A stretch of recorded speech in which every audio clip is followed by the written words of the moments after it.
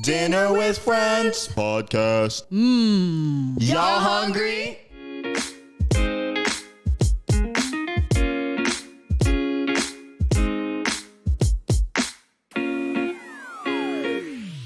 Hello, welcome back to another season of Dinner with Friends. I'm your host, Nathan Mutale, alongside my wonderful co-hosts, Taylor McMillan and Journey Moses. We're also joined by a special guest here today with us, Denise James, but we'll get more into her in just a bit. Of course, we can't start an episode without asking you guys, our long-time tradition, what food are you feeling like today? Pina colada. That's Nice a drink. glass. I mean, we usually do drinks. I was That's fine. gonna say Go ahead. so pina colada, nice glass, cherry with a garnish. Mm. Yeah, I'm Ooh. feeling great. Okay, wait. I'm gonna do a drink too. Okay. I feel like a Shirley Temple because I love. Maybe I just want one really bad. But I don't know. I think they're so cute. They're fun. They're fizzy. It's summery. I like it. Fair enough. Now I want a Shirley Temple. Yeah. We'll add that to the lunch menu. Mm. Before I go, Denise, what food are you feeling like today? Pomegranate. Pomegranate. Ooh. Can Yeah, you- pomegranate, because you get to split it in half and then you kind of knock everything loose so that you can then get at it and have the bursts of flavor each time you choose some of the pomegranate. I love That you. was so Yeah. poetic. It really Is there a metaphor somewhere in there? I don't know, but I like pomegranate a lot, so I find it. Okay. Now I'm craving palm juice too.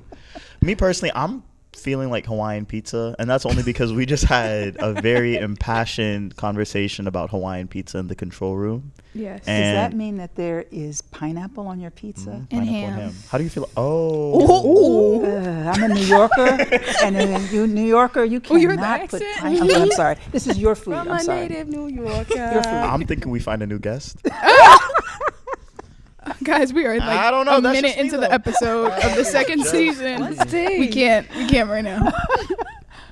Yeah, I gotta go with pineapple pizza.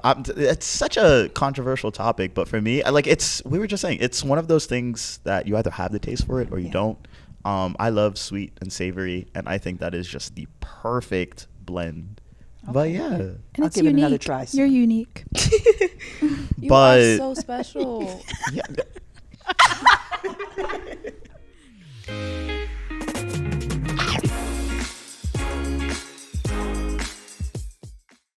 Hi, I'm Nia with You Ate That, and today we're shouting out Bullhorn Newspaper.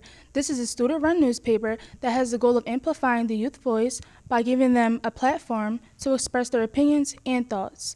It allows them to show their journalistic, artistic, and creative skills at such an influential time of their lives. So today we have a steady conversation in front of us. We're going to be talking about news. We're going to be talking about how we consume it, the ways in which news should be consumed, and how misinformation is spread. Mm-hmm. What are some of the different ways that you guys necessarily consume news?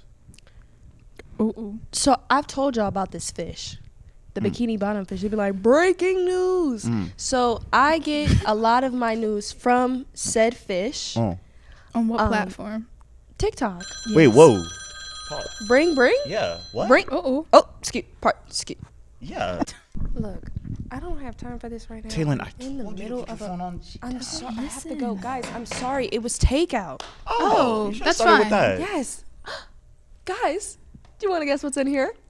No, tell Chicken us. dim Our sum? sponsors. Oh, okay, that's better. This season of Dinner with Friends was so graciously sponsored by Every Voice, Every Vote, which is an organization that is dedicated to bringing communities together through the form of political activism. And in true Dinner with Friends fashion, we've taken it to the streets to see what young folks think about this upcoming election.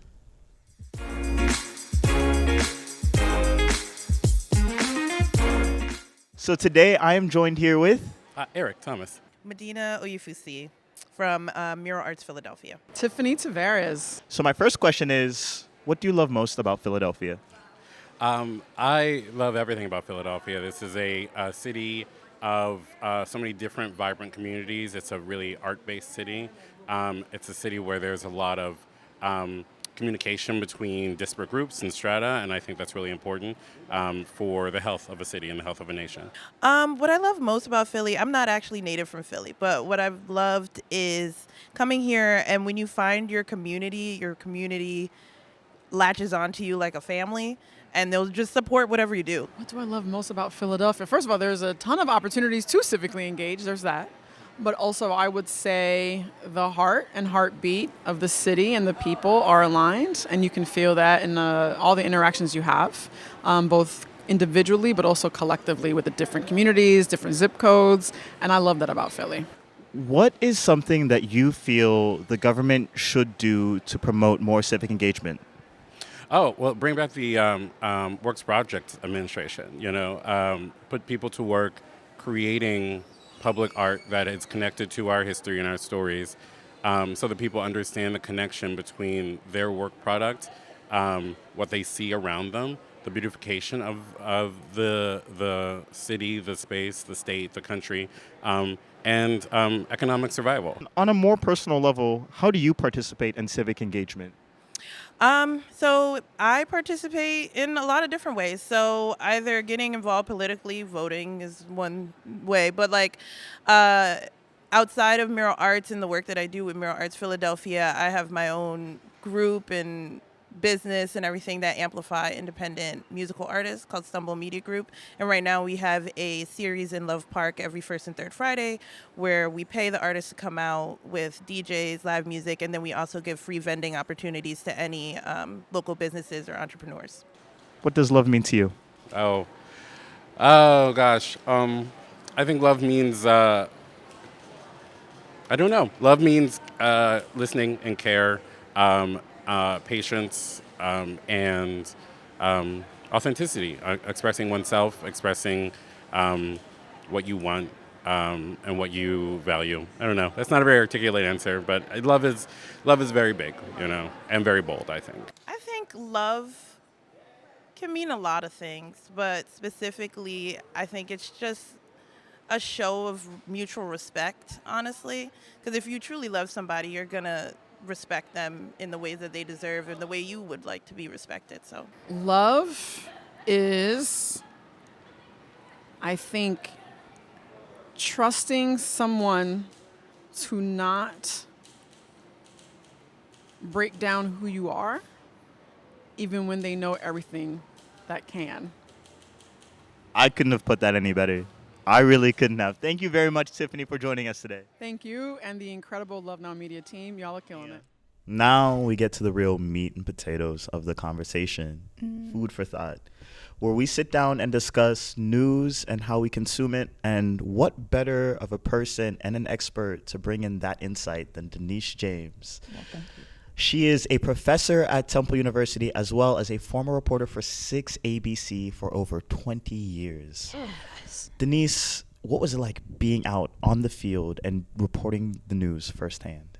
So it often felt like sitting in the front row of history in the making, with that privilege and responsibility. So that, to me, boils down to what it was like doing that and being trusted, gaining trust of people in communities whose stories you help tell and for whom you help to speak to power. Of course. And with that power that you are spreading amongst the stories that you're telling, you're also educating so many people. You're educating the masses, the thousands of people that watch you every single day on TV. What does that feel like whenever you're sitting down, you're trying to draft your stories, and you're trying to figure out which stories you want to tell, whose messages that you want to spread? So those are like three different things in terms of whose messages you want to spread or share. It's the messages of the folks in the communities that you're charged with doing stories about and reporting on. And so depending on what else is happening in the world, there might be something that wouldn't necessarily have risen to the top, but it does. The Olympics are going on, so maybe there's a community, some folks in a community where they've got children learning to do whatever sport, And so you may do that story then, because particularly if it's a marginalized community that may need resources, people resources, money resources, caring and love resources. So it could be that, or it could be that elections are coming up and there is a lot of misinformation, and trying to make sure that you continually, transparently cover stories about elections and access and what the rules are and those kinds of things. So the need is what drives the stories that I tend to want to cover. And need doesn't necessarily mean it's always serious. The need could be to cover young people splashing around in a pool. So need does that. And in terms of writing it, when I'm sitting down trying to put a story together, when I was doing doing that on a regular basis, it's really about trying to make sure that the voices that are relevant in that story are voices that I've made a concerted effort to include.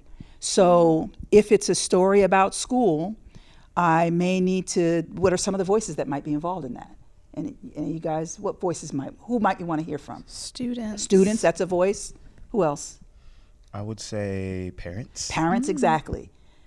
Principal, the teachers, admin. Exactly. So in whatever story, I try to make sure that I think about Mascot. who are the mascot, if it's about some sport especially. Yes. But I want to think about what voices are necessary to tell a full and balanced story.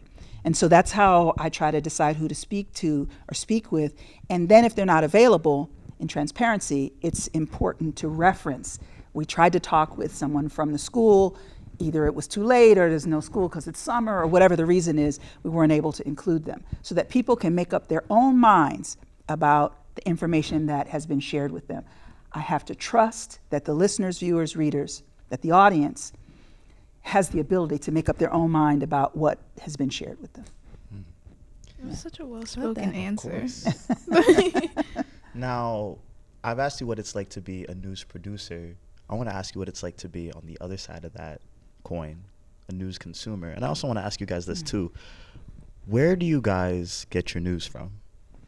I'd love to hear from you guys first. We know you get yours from the fish. I've never heard about that. Oh, I have to send it It's to a you. whole Okay, please rabbit do, hole. please do. It's amazing. Okay. Don't believe the hype. No, believe the hype. It's a fish, and he talks about, real things. Like, it's 6 ABC News, but instead of it being 6 ABC News, it's a fish. And it's legitimate information. Mm-hmm. Okay. And he's non-biased because he's not in America. He's a fish. He's in Bikini Bottom. He's in Bikini Bottom.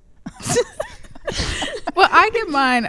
Not from the fish, but maybe from the same site the fish is on occasionally. Social media, as unfortunate as it is. And I feel like sometimes it's like you get the good side of it because it'll be actual newsrooms who are using social media to amplify real news stories that are actually occurring, because the outreach and everything that you get from sharing on like a social media platform is much wider. But sometimes I do consume the not so logical news. Do tell where from. Twitter. Okay. or X. Sorry. Nope. Ooh, Twitter. The site that had the bird at one point. I get it from there occasionally. It's like, I think it's so easy to click and scroll. You get news so quickly, and even if you don't, and then sometimes it is a rabbit hole of links. You keep clicking The link after 2X link, button? and then you see another ad. Oh, the 2X button on TikTok. Yeah. Being able to get through a story so quick, it's really bad because our attention spans are fried. But being able to get through a story so quickly and consume news and then immediately go to another TikTok. And now it's also popular that people will do multiple parts of a story to get views. But you keep going back because once you hear the first part, it's I need to know how this ends. So I get my news from the phone. Can I make a argument for Twitter though? Just the Twitter page. They said with just a little bit of attitude. A bit of apprehension. I would say that because yes, Twitter is not what it used to be at all in the slightest bit. However, I would also say that new tools such as the fact check help so much whenever it comes to being able to decipher, what is factual, what has actual legitimacy to it, and what is just something that was made up. And there's also this thing where before you retweet an article, they prompt you to read the article first in its entirety, just so you have a better understanding of the information that you're spreading. Of course, I mean, there's still ways to Can I be honest circumnavigate with that. What's up? Like, how are they gonna know if I read the article? Because I do that with, and I cannot lie, I do that with terms and conditions as well. Scroll to the bottom and click. Yes, that Yeah, is everyone does like, that. and no one reads that. It's You know, really bad. it really Well, it's a is. prompt that suggests, I would imagine, Yes, that you read it. and hopefully it gives you the moment of like, oh, well, maybe, but maybe not. Denise, how about you? Where do you get your news from? So multiple sources. Okay. I have tagged places that I want to send me news, and so there's some good and some bad in that. In that, I have decided what news outlets I think are important to get, and it could be Essence Magazine, it could be AP News, it could be the New York Times, Philadelphia Inquirer. So a cross section of sources of information for me are helpful, and I clearly have set up Twitter, Instagram, TikTok to alert me because I get those alerts as well. So the challenge for me is how much time I can spend on it and getting back out of the rabbit hole when I go down one. Although on Instagram, it's watching people dance more so than news.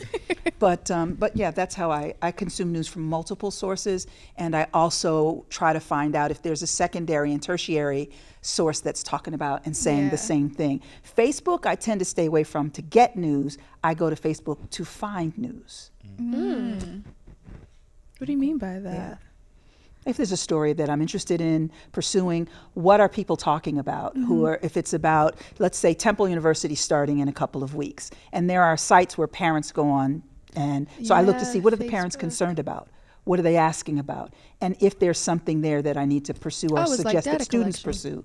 pursue, or if I'm looking for folks, I would look for a subject in Facebook. Ooh, that's like a journalistic tip. You heard it here first, y'all. All right, thank you.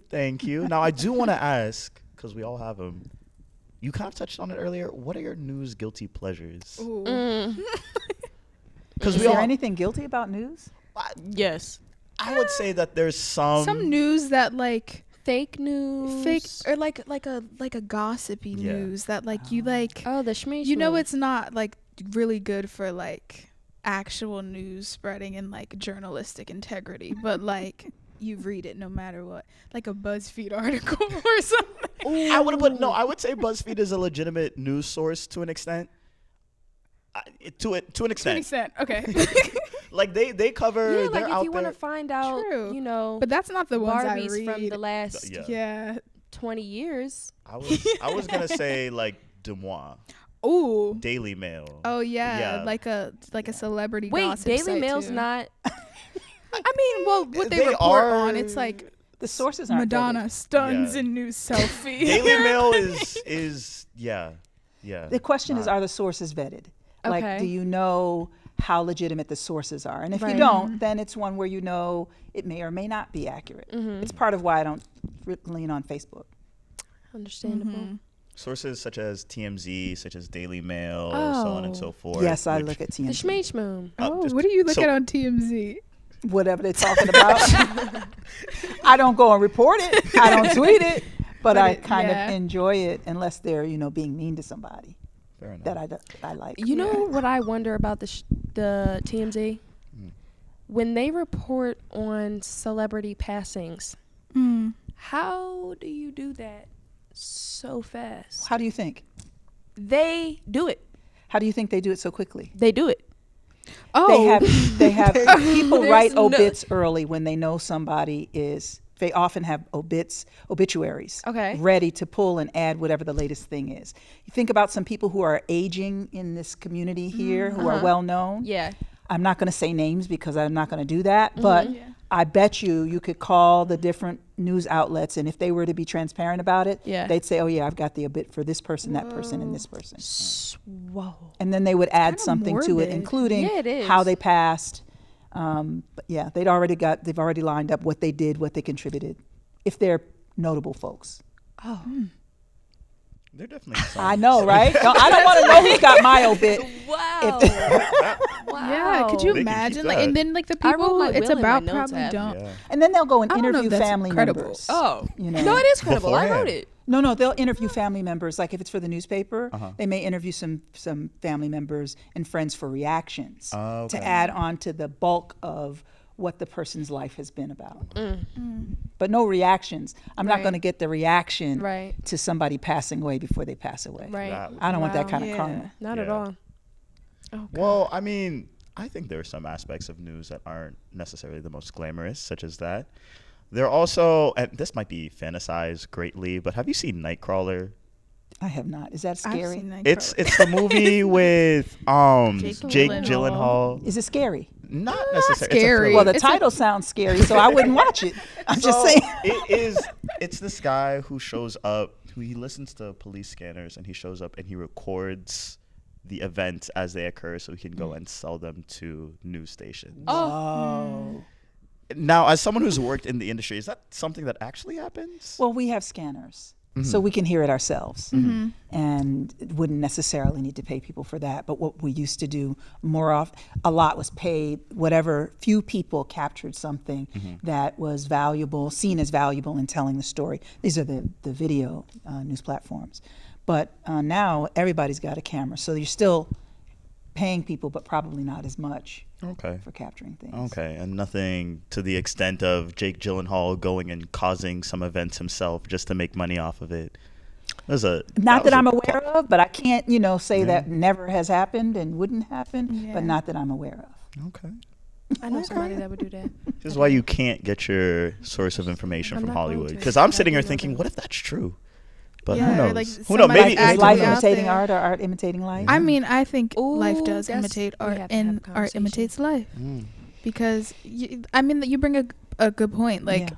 people actively making news happen. And I think it does happen around us. Like celebrities do it every day. Like with They calling the call the paparazzis and Yeah. like staging a scene so that I know you're gonna come and Yeah. take a picture of me right now. Like Right. so much that PR teams will use it as like Yeah. news to like makeshift news. So it's sort of like, what can we really trust? What calls are being made behind the scenes?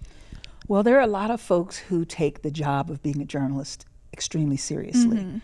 Defenders of democracy, carriers of the truth, challengers of power. And so those folks will ask the questions and go beyond just asking the question. You say it's raining, you say it's sunny out, I'm sticking my head out of the window. Right. So there are people who get in this because they knew it was important to have various voices, and particularly those who would actually look for what is true and truest and what the truths, plural, are in stories. So I hear your concern, and I think it's a legitimate concern. And I also want to say to you that there are people who are in this because it is a calling and a responsibility.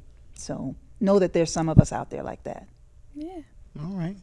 Now, I think you also bring up a great point that for as many people who do care about news, there are a lot of people who don't necessarily put effort or time into the news that they produce. And unfortunately, those are the people that we accidentally end up consuming news from. An example, celebrities and influencers. I cannot lie Yeah. to you. Yeah. I've been watching a particular show on a particular network, and their cast members get on live, and they spill all the tea, and I tune in. Yeah. I And think even like influencer like culture, like them inspiring like consumerism sort of in a way, Yeah. like how they spread news about a product and everyone flocks to buy the product, and it's like, That's how I ended up with this necklace. oh Yeah. Yeah. but that does happen a lot, and it's like sometimes news isn't even like them reporting on information, it's just them trying to make like a buck or something, and then we all flock and buy the product because they say it's good. Run, don't walk. I Ooh, hate that saying. It's there's like terms that I feel Gen Z has added into like our everyday vocabulary, and we don't even realize they're trigger words. Like there's things that people say and there's things that people do that they know will get a rise at, or like rage bait. Oh my God, I'm on that right now. yeah. It makes me so upset because I know that you said that to make me mad, and I'm mad.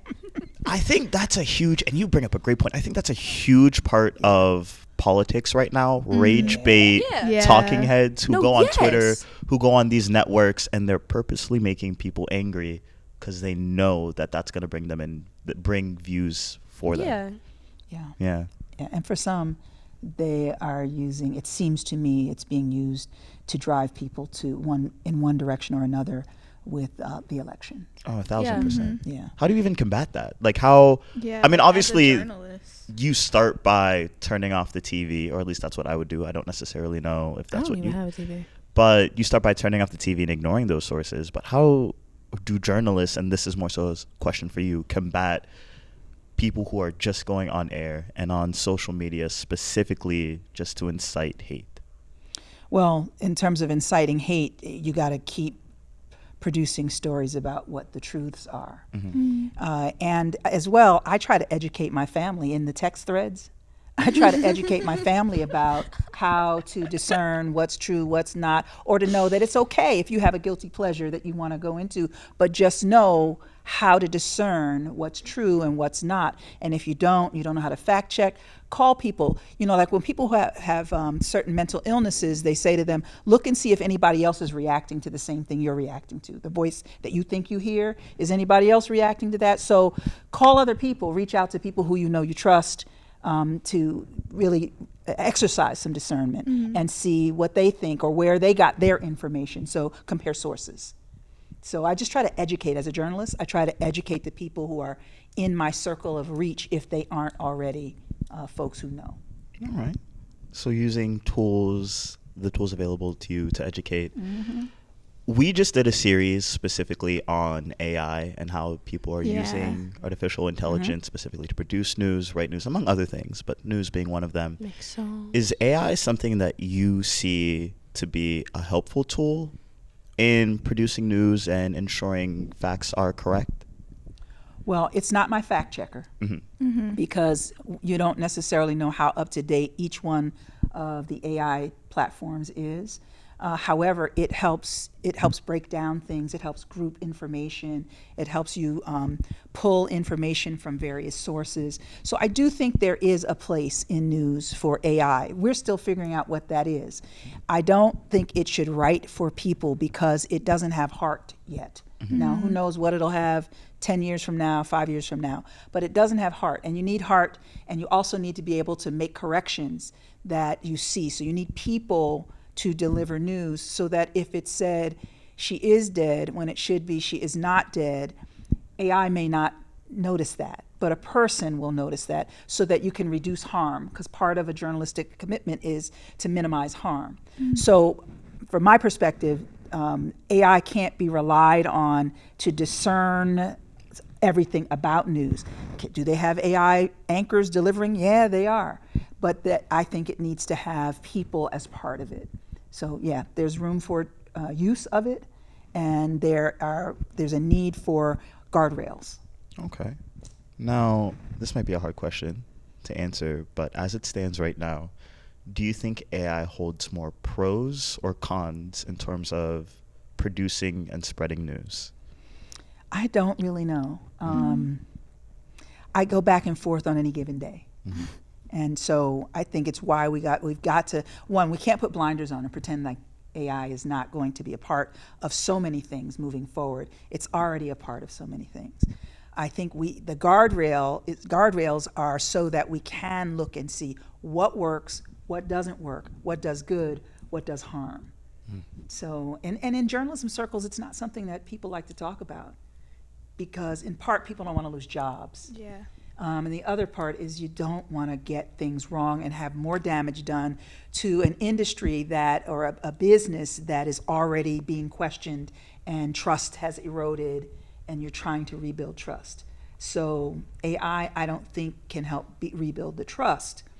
And so we have to watch and make sure that it's used in a way that is helpful and transparent. Whenever you do something that involves AI, own it. Say that that's what you've done. All right. I forgot I'm holding this. I'm sorry. I also want to pass that question on to you guys too. Do you necessarily think that there are more benefits or cons to using AI in terms of how we consume information?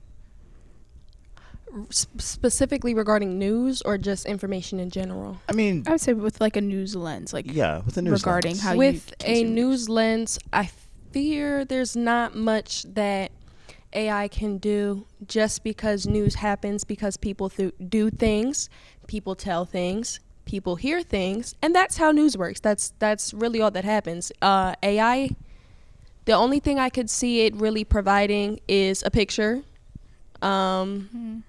As like if something were to happen and they was like, we have no images, and they would be like, oh, but we used AI to show what could have possibly happened. Like, for example, there was a certain event that recently just happened that could have been catastrophic for the country, and AI was able to show us what it would have looked like if certain things wouldn't have happened, how that could look differently. I think that that's good, but not much more. And Jenny? I think from a news lens, I agree with what Denise said. It's how you use it, you know, using it to tell a complete story without any human input sort of takes away from the heart of journalism, like why people actively go out and do it. And I think, you know, as an editor or as like an overlooker, maybe, but you still need that like human touch to it to make it feel like you're reading something that someone actually put love and effort into. So, yeah. Now, we are running short on time. Yeah. So I can't leave without asking you this, Denise, as a professor, as my professor, surprise. I don't think we revealed that yet. Transparency. Transparency, of course. As a professor, what do you hope that younger generations of journalists instill in their brain before heading out into the field? That you are being trusted by people who need you to do a full and thorough, heartfelt, well-informed job. That you are the keepers of democracy. Or if you're in a country where it's not democracy, whatever that leadership is, your ability and willingness to speak truth to power is so very critical. And I trust that you guys are ready for this. I really am. And I'm glad that you are. Thank you. Thanks, you. Denise. Denise, thank you Yes. so much for you. joining us, especially for the first episode of season 2. Two. What a way to It's an start. honor. What a way to start. an Young honor. journalist talking with a very seasoned journalist here with us today Thank about you. the future of news. Thanks for having me. Thank you for being Thanks here. for being here. Yeah. So with that being said, we're going to wrap up our first episode. I love chicken Join Caesar us wraps. next week. Chicken Caesar wrap. You said what? Chicken Caesar wraps. Because you said rap. Oh. Dinner with friends. I wish every time we talk about food, I get so hungry as if that's not like the main portion of this show. Just Yeah. food. And then Yeah. portion. Of course. See? All right. Until then, guys, thank you so much. And of course, as always, stay Stay hungry. hungry. Did not know what was coming.